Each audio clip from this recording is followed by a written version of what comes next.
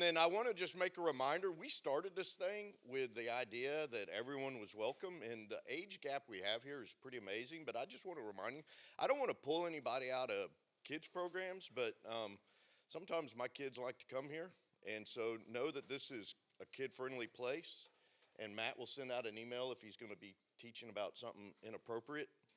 So,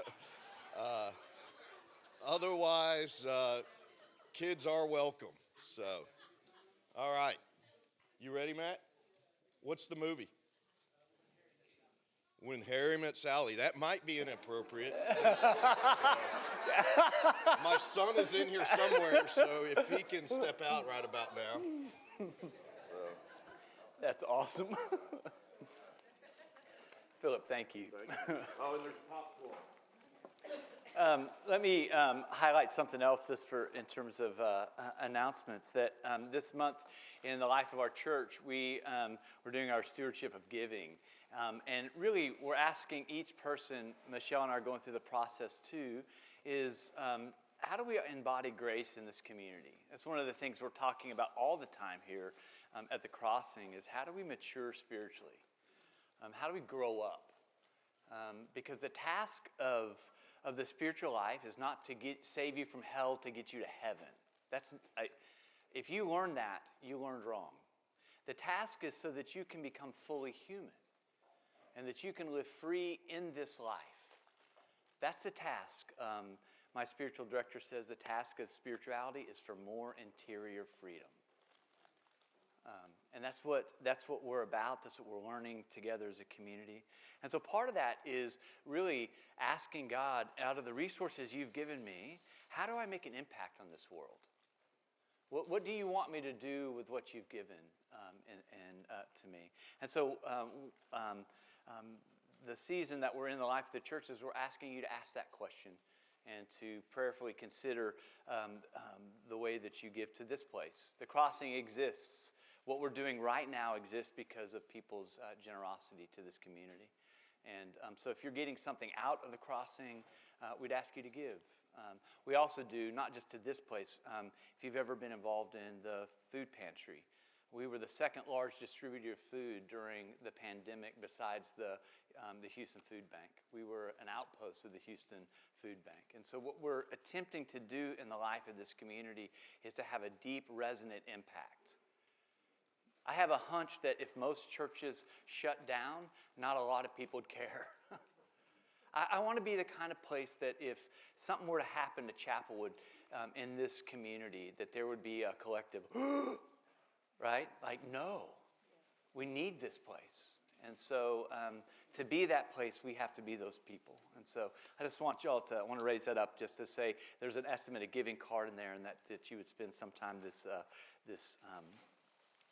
month praying about that and doing that. That's what Michelle and I will be doing as well. So good. Can I say this, John Rayleigh? You're a gift. Thanks for your prayer. John is one of the best teachers I've ever known, and is one of my heroes. And if you knew John, if you know John Rayleigh, you'll know that he has given his life to people on the margins and to people that are literally locked in places that cannot get out, and he advocates for them.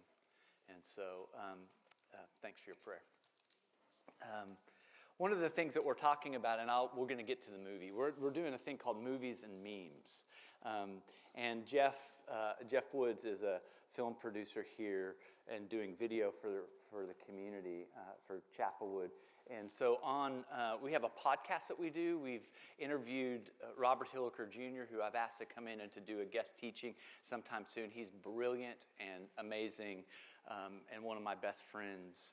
And we've did a podcast together that we've released on relationships, and so that's on the podcast that we're doing on the Crossing. And if you get the email, the link's on there as well. But one of the things that we're talking about all the time in this place is how do we grow? If the goal is not to get you to heaven, but the goal of Jesus' life in you is to, in some ways, to say it's time to grow up, then part of the question is, where do you need to grow up? Let me just ask that. You don't have to answer this right now. But this is a great question to ask. Where do I need to grow up? Often when that is posed, something comes up for me that's right there on the surface. It's not like, there's a thing called the unconsciousness. Young calls it the shadow. Unconsciousness does not mean to be unaware, though. A lot of times I don't want to be aware, and so I kind of shove it back. I shove it down. Did anybody else do that besides me? Psychologists call that repression. I want to repress. I don't want to know that about myself, right? But when I ask you, which is really a spiritual question, where do you need to grow up? Often the Holy Spirit will put the Holy Spirit's presence, finger, on that and say, I want to create more interior freedom in you. It's not to shame you. It's not to belittle you. It's not to make you feel smaller. I want to free you. It's time to grow up. And so part of what we're looking at in this class is how do we kind of do that? What's that mean? How do we angle towards a more mature spirituality? What Richard Rohr, what Carl Jung, what others might call the second half of life spirituality, where the first half of life we are building the container of our life. And really the second half of life, something will happen, usually something difficult. There will be a death. There will be a breakdown. There will be a divorce. There will be an addiction that comes up. There will be something that you have been able to do with ease all your life. Now you feel as if you have been dropped into the way that Dante says is that in midlife I woke up in a thick forest, lost to myself. And some of us, and many of us, have been in that thick forest, lost to ourselves. And often the spirituality we're given is not able to get us any further. And so what we're attempting to describe in this class, what we're attempting to do as a community, are to say, what are some of the foundational things we need for a second half of life spirituality? I ran by this book this week that has really stuck with me from Brianna West, and I want to share it with a buddy of mine this week, and it's just been sitting with me, and I want to share it with you, at least a passage of it. Your new life is going to cost you your old one. It's going to cost you your comfort zone and your sense of direction. It's going to cost you relationships and friends. It's going to cost you being liked and understood. It doesn't matter. The people who are meant for you are going to meet you on the other side. You're going to build a new comfort zone around the things that actually move you forward. Instead of being liked, you're going to be loved. Instead of being understood, you're going to be seen. All you're going to lose is what was built for a person you no longer are. That's friggin' awesome, I think. That most of us attempt to hold on to a life because it's secure for us, an identity of what it meant to maybe work all our lives, or an identity to have kids, and often I'm learning in a different program that my kids are not my report card.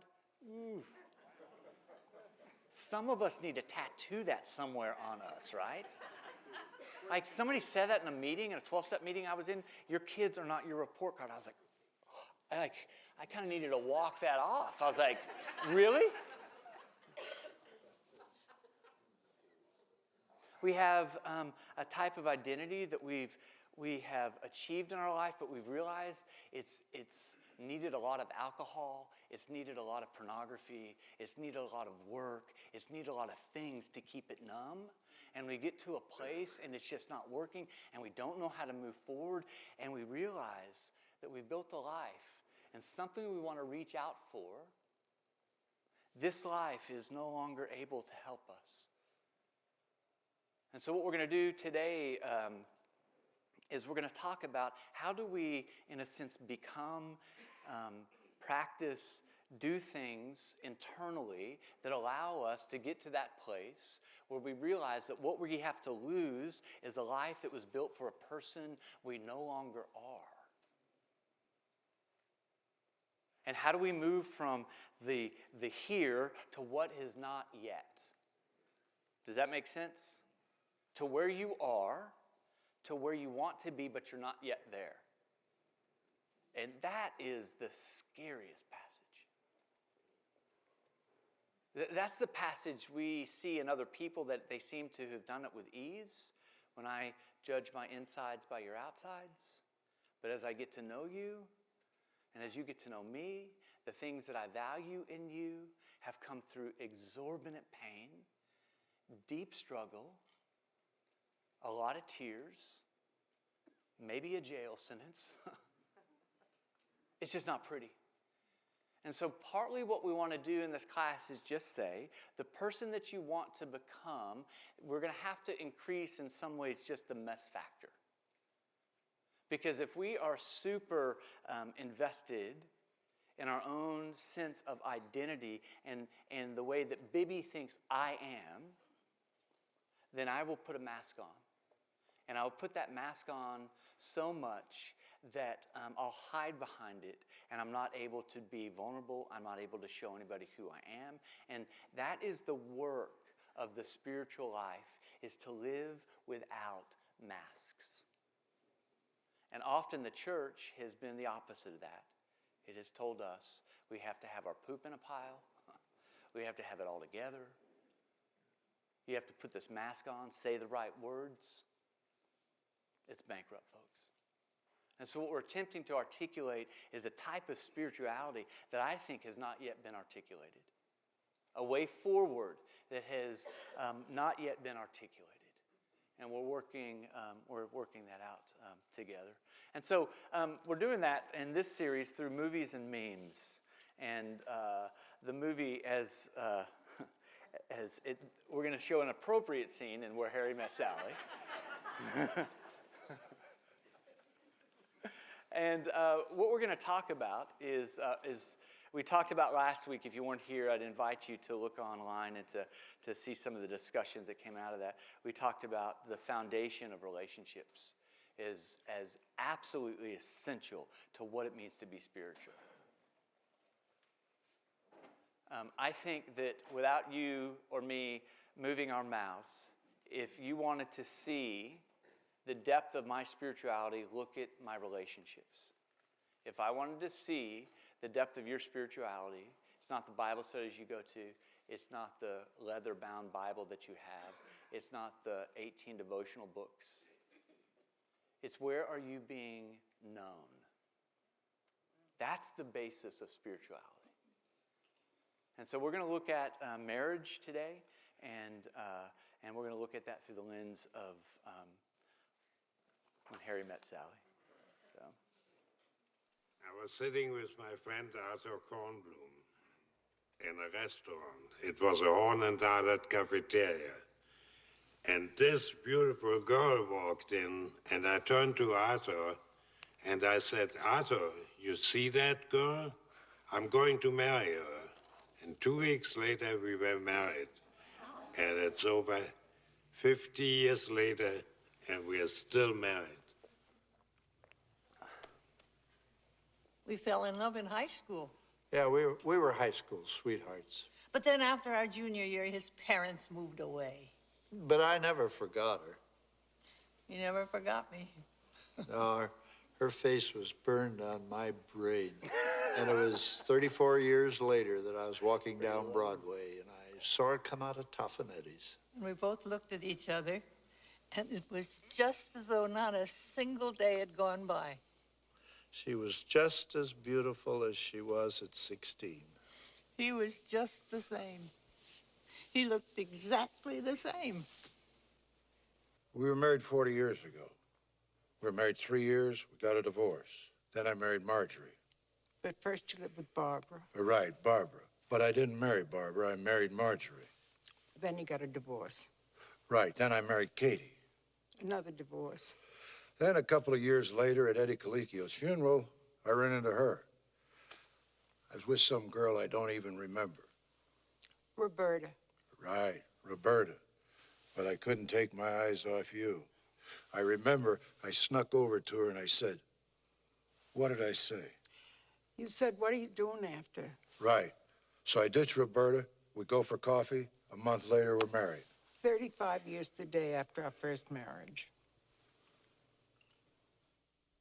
We were both born in the same In hospital. 1921. 7 days apart. In the same hospital. We both grew up We one both block lived away in from each other tenements. on the Lower East Side. On Delancey Street. My family moved to the Bronx He when I lived on was 10. Fordham Road. Hers moved when she was I 11. lived on 183rd Street. For 6 years, she worked on the 15th I worked for floor a very prominent as a nurse, neurologist, where I had to Dr. practice Bemelman. on the 14th floor, the very same We building. never met. Never met. Can you imagine that? You know where we met? In an elevator. I was visiting In family. the Ambassador Hotel in Chicago, He was on the Illinois. 3rd floor. I was on the 12th. I rode up 9 extra floors just to keep talking to her. 9 extra floors. Well, he was a head counselor at the boys' camp, and I was a head counselor at the girls' camp. And they had a social one night, and he walked across the room. I thought he was coming to talk to my friend Maxine, because people were always crossing rooms to talk to Maxine. But he was coming to talk to me. And he said, I'm Ben Small of the Coney Island Smalls. at that moment I knew. I knew the way you know about a good melon. A man came to me and said, I found a nice girl for you. She lives in the next village, and she is ready for marriage. We were not supposed to meet until the wedding, but I wanted to make sure. So I sneaked into her village, hid behind a tree, watch her washing the clothes. I think if I don't like the way she looks, I don't marry her. But she looked very nice to me. So I said, okay, to the man. We get married. We married for 55 years.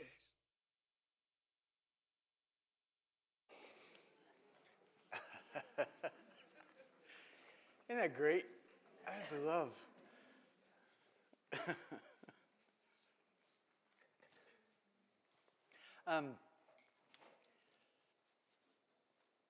My intention today is, and teaching is, not to talk about 4 steps for a better marriage, or highlight why men are from Mars and women are from Venus, or to talk about love languages or different styles of communication. There's been a ton of books written on that, and they're good.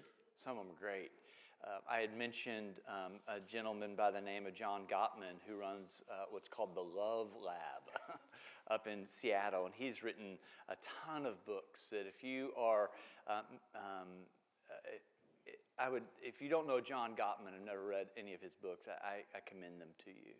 One of the things that he has done is comes out of the positive psychology movement, where he's looking at why relationships work as opposed to why they don't, right? I believe deeply that there's a difference between therapy and chemotherapy. And most people go to marriage counseling when it's chemotherapy, not when it's like relational coaching. And so partly what John Gottman does is like, and he's studied thousands upon thousands upon thousands of relationships and has come up with like these different patterns that really move people towards really health and wholeness. And so I commend him to you. No one ever told me what marriage was going to cost me. No one told me ultimately that what was going to happen in marriage is that I was going to be confronted with a monster of a mirror where I was looking at myself all the time and trying to deflect what I didn't like about myself onto another person. I didn't realize that it was going to cost the type of self-reflection and surrender, that it was going to be the place of the most deepest connection someone knowing me, being known by someone. And I also didn't realize it was going to be the place of some of the deepest hurt. Because intimacy and pain are sown in the same soil. I have a friend, really a mentor, who said that betrayal and love are sown in the same soil. You cannot betray someone that you do not love. And that's why folks in this community who have walked through that sense of betrayal with a deep, intimate lover, spouse, partner, it's really difficult because you hand someone your heart, and they hand you their heart. And in that process, betrayal is really a betrayal of that kind of love and that kind of connection. Someone did tell me that the goal of marriage is really to be married 9 times, but to the same person. To realize that my relationship was going to go through different cycles and seasons, and that we were going to come to places where what we did and who we were no longer served us, and we were going to have to let that go. We were going to, as I have learned, to update our ideas about each other. And so no one told me that that was going to be one so difficult and a part of the deep, deep process. What I want to do this morning really is to talk about the soul work in marriage. I want to talk about what it means to stand in front of the mirror of relationship and have yourself reflected back and you don't like what you see. And maybe you've come to a place in your marriage, or maybe it's other relationships. It could be a work relationship. I want to be careful in this to also acknowledge that there's folks that it's just tough. Can we just say that? That any intimate relationship is tough. And I think our culture does a really crappy job in like the build up to romantic stuff. And then they set us free into this jungle where we don't have any resources. And then we judge the crap out of each other. Somebody has an affair, somebody gets divorced, or so whatever. And it's just hard. And so I want to acknowledge that it's really difficult. And that we all bear wounds of that, and some of us here more freshly than others. And I feel deeply compassionate, and you're in a place where we're deeply sensitive about that as well. But I think the marital relationship is probably the most important relationship that you'll ever have. It's a game changer. Things, as my friend Robert Hilliker said, that things have gotten a lot easier because of marriage in some ways, and things have gotten a lot harder. It's like this threshold where you kind of move from adolescence or young adulthood to really taking on more responsibility. It's the Brianna West quote that it really is that movement to a different life. Alain de Botton wrote an article in I think it was it appeared in the New Yorker or the New York Times during the pandemic, and it was the most downloadable article that has in the history of the New York Times, and it was entitled, "Why You Will Marry the Wrong Person." It may be because we had a lot of time on our hands during the lockdown, and we're like confronted with each other, and then this article comes out, like, wait a minute, And it's really an interesting. Alain de Botton is an Englishman who's started a thing called the School of Life. You should look him up. He's kind of a polymath in that he's just brilliant. He writes on a lot of different subjects. But this subject of love and marriage is really amazing. And he's a pragmatist that basically in this article says, you're doomed to marry the wrong person. And it's very normal because we have this idea that there is a right person. And he says you're doomed to marry the wrong person in our culture because, one, we are all deeply emotionally flawed.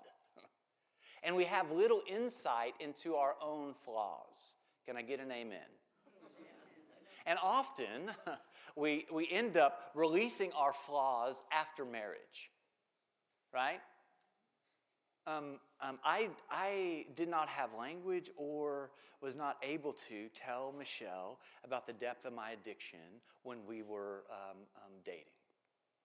I released all that joy on her a couple years into it. Dear Lord. And so we have little insight into what we're bringing in terms of our flaws. And so we spend most of the time dating, talking about how great we are, and how great the other person is, and how much we have in common. Where the real question is, where are you really messed up? That's how we should be spending our dating life. How mad are you? How nuts are you? Okay. But we don't do that. We have little insight into the flaws of the people that we fall in love with. And I think because we are desperately lonely, we end up often kind of cutting implicit deals and moving into marriage in some ways that are not super well informed. Alain de Botton says that marriage is a hopeful, generous, infinitely kind gamble taken by two people who don't know each other, who do not know each other yet, or who the other might be, binding themselves to a future they cannot conceive of and have carefully avoided investigating. I have mentioned this quote before, and it is so true. Nobody tells us that.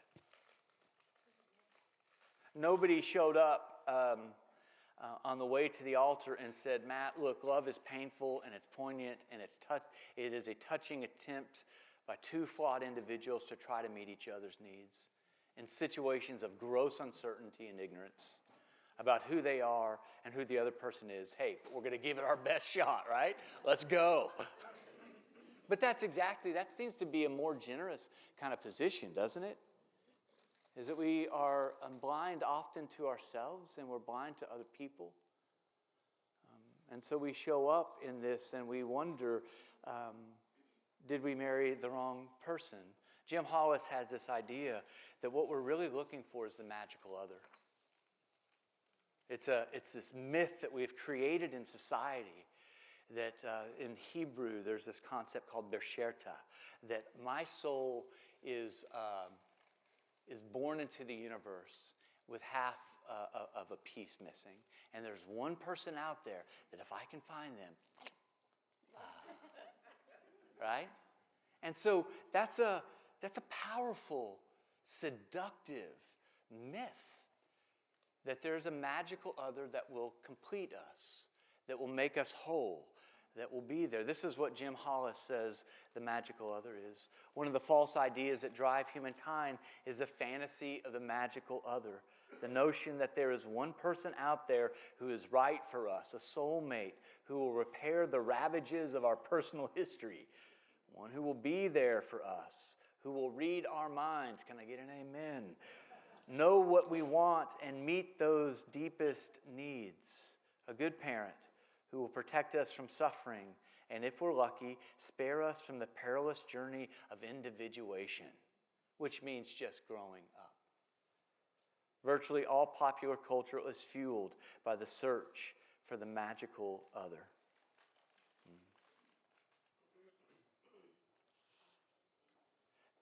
That's huge, isn't it? And so partly what I think good marriage counseling is, and I don't know if this is true, I'm not a therapist, I don't play one on TV, but this is kind of what I've come to in my own gut and in my own love relationship with Michelle and watching folks in this community as we kind of struggle towards intimacy and all this stuff. Is that often what good marriage counseling is walking into a room which it's like a 2-year-old has just torn the crap out of everything, right? Just toys everywhere. And a good marriage counselor will say, okay, take your own toys to your own room, right? And so my work is to figure out what's mine. And I take it to my room. I'm not going to take it all. And then the therapist comes back where maybe 75% of it's gone. And I'm like, that's not mine. And the therapist will say again, a good counselor will say again, take your own stuff to your own room. And so I take my own stuff to my own room.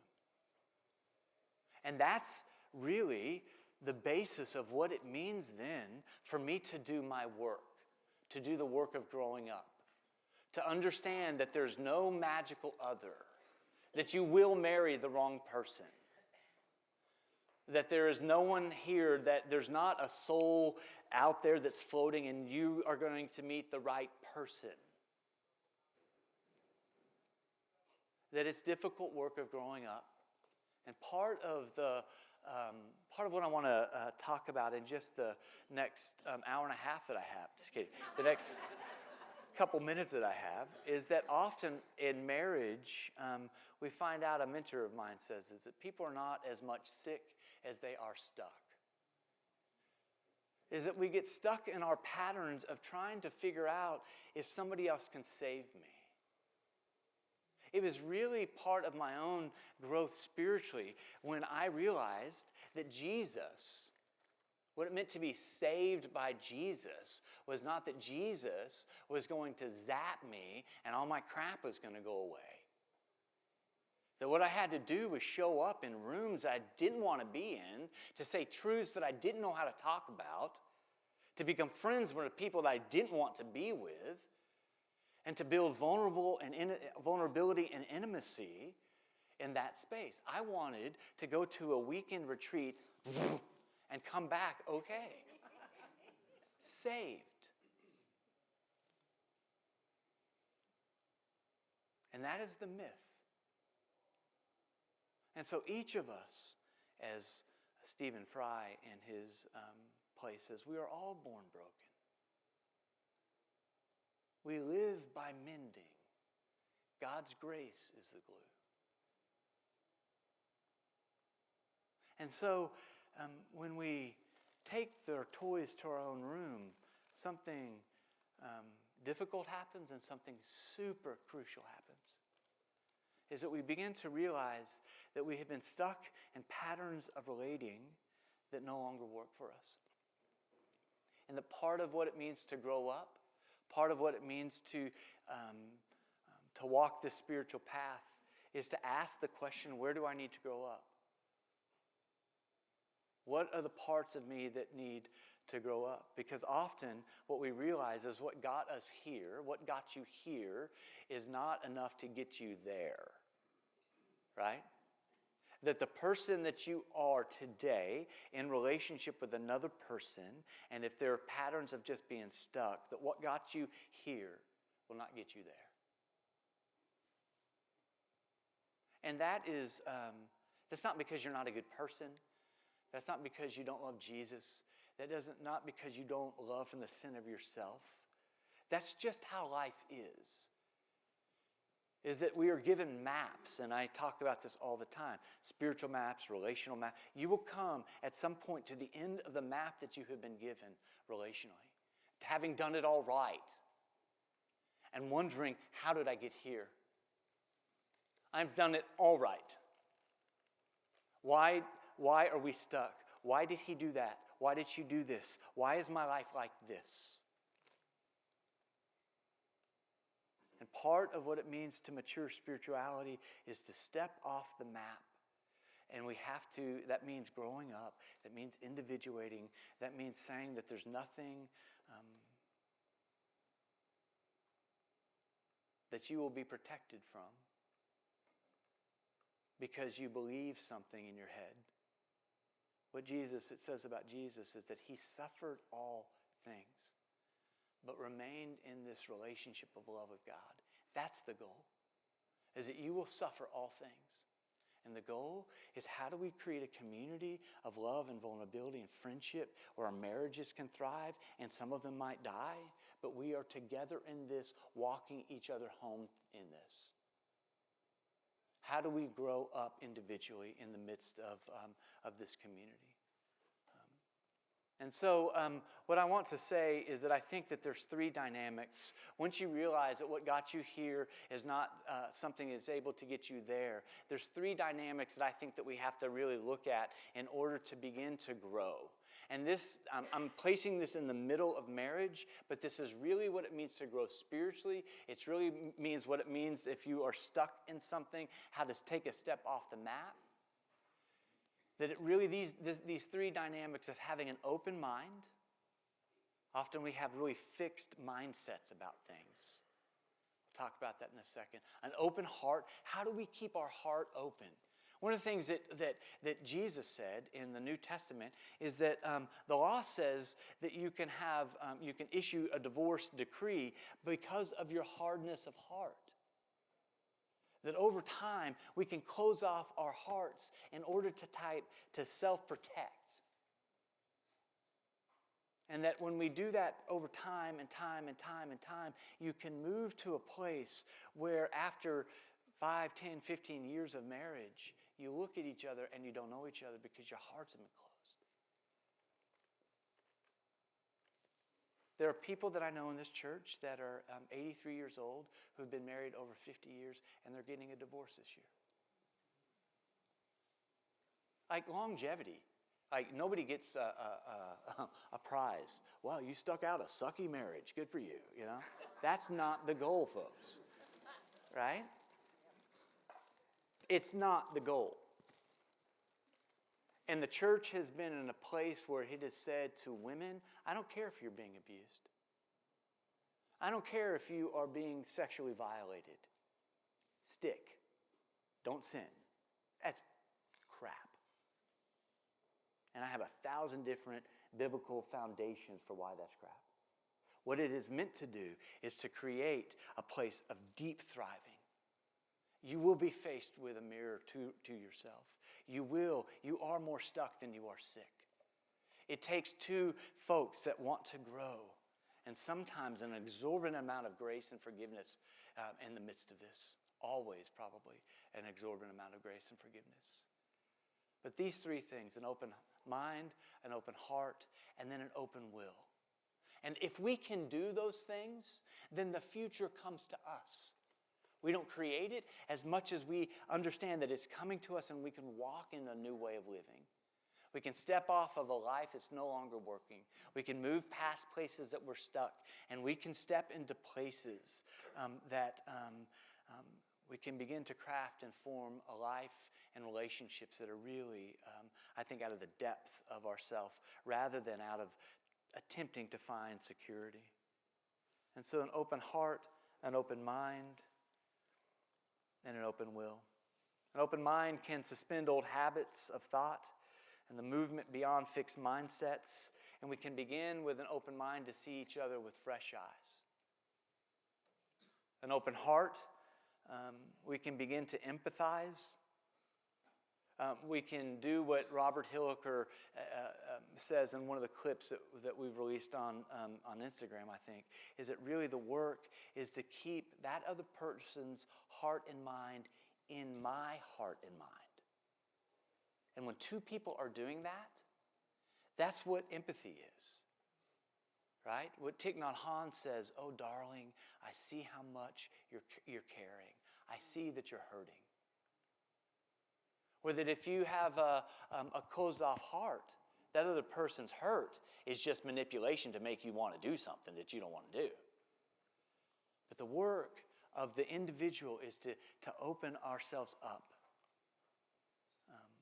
I find it interesting at the tomb of Lazarus, this is what Jesus says, open up.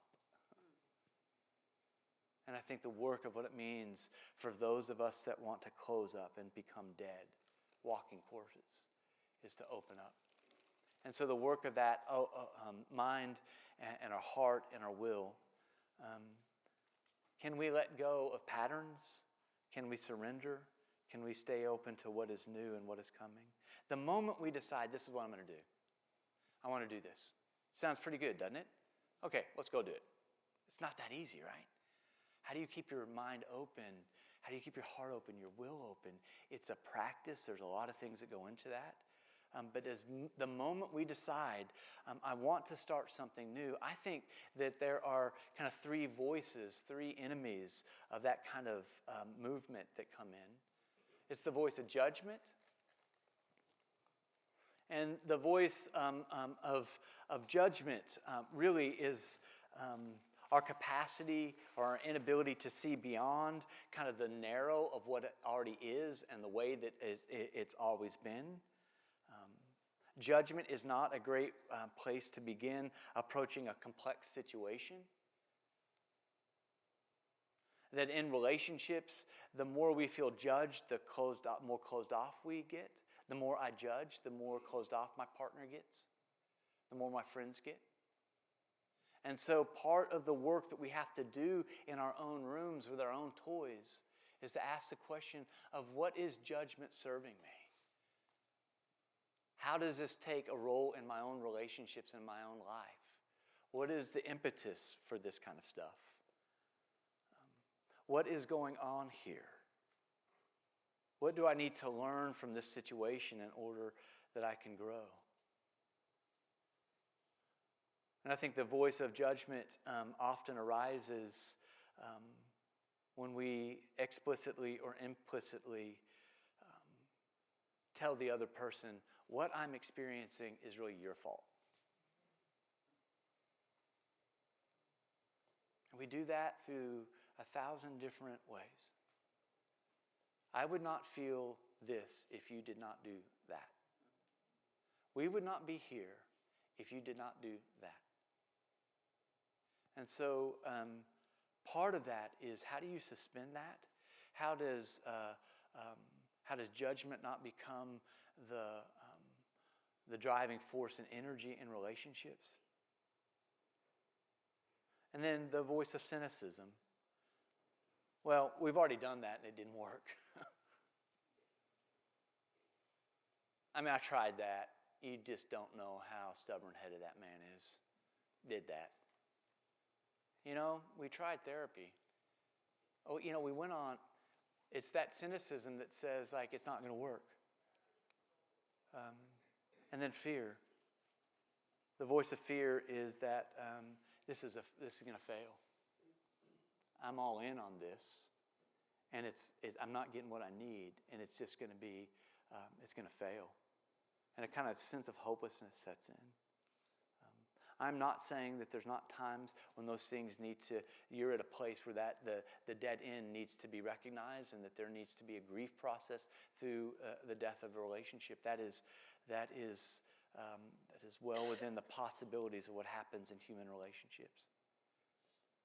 But if you were to say what voice is in operation in your life the most right now, judgment, cynicism, or fear, we won't answer this out loud. Which is it? Out of those three voices, judgment, cynicism, and fear, what is it?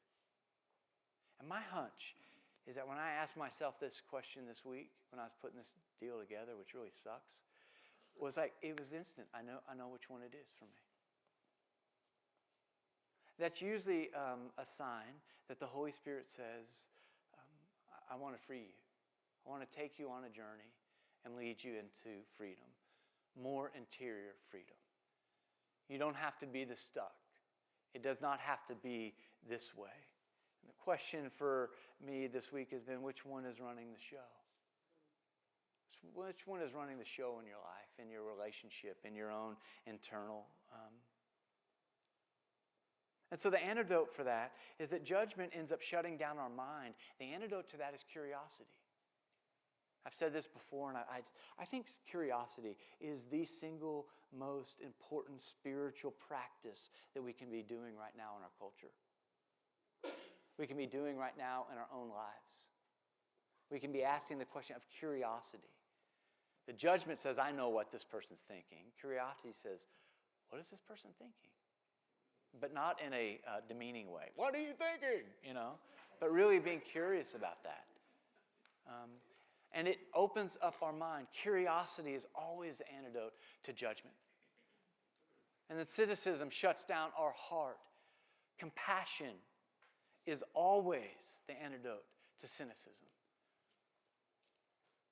Often and this is often an act of the will, I think, is that to show compassion to another. And the hardest move sometimes is to show compassion to ourselves. When we realize that we are stuck in patterns of behavior, that the Holy Spirit's kind of showing us what to do. We don't know what to do. And then I either kind of shame myself, you suck, Russell, let's go. Or I'm really mean to myself. Rather than to say, forgiven, forgiven, forgiven. Okay, how do we bring compassion into ourselves so that it might be operational in our relationships? It's a huge move to make. From cynicism to compassion. Compassion will always open up our hearts. And one of the things I'm learning in my own program of recovery is that I have to act myself into a new way of being. Does that make sense? I can't think myself into it. I have to act it. It has to be embodied. And so I have to, at times, call a friend and say, I'm really struggling with this. And I'm just, shame is coming up from the bottom of my life. It has to be often someone else that gives me a bridge to compassion. I have to, at times, be open to receive someone else's compassion when I'm judging. And often it's the difficult time when Michelle reaches out to me in compassion and I'm just shut down to order to say, I have a moment. Can I receive this? Can I receive her? And not get stuck in the eddy of my own immaturity. I do that 100% of the time. I crush it, guys. That's spiritually, that's how I roll. It's hard work, folks. And then fear. The opposite of fear is courage.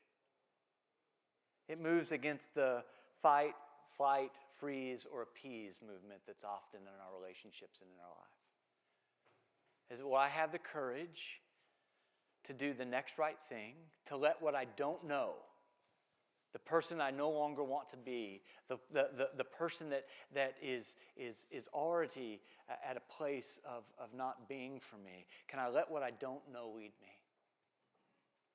Can I take a step off the map in terms of my own courage and say, I want to do this differently, and it's going to be, I'm going to be stuck. It's not going to be pretty. It's going to be ugly. How do we do this? How do I do this? And I think this is really the soul of how we grow up in our marriages, how we grow up spiritually, how we grow up together. Through curiosity, compassion, courage. We practice these things and the future comes to us from those places. Folks, this is not easy. Okay? I just dumped a ton of material out. And it's like when Jesus says in the New Testament, go and sin no more. I'm like, really? Okay, all right. You don't know me. I'm saying it's difficult. Growing up is difficult. Walking the way of Jesus, I wish it was a mental construct of things we just believed that didn't cost us anything. But it confronts our patterns. It confronts the places that we're stuck. And the very Spirit of God is vying for our freedom in all of these things. I pray that it might be so in you and in me, and that we might walk this out together. Because at the end of the day, all we're doing is just walking each other home together. That's what we're doing. That's what I got. All right. When Harry met Sally. That was the old folks at the very end. Yeah. Yeah, I'm sorry. You're looking for the diner scene. Sorry, baby. I don't have what she's having.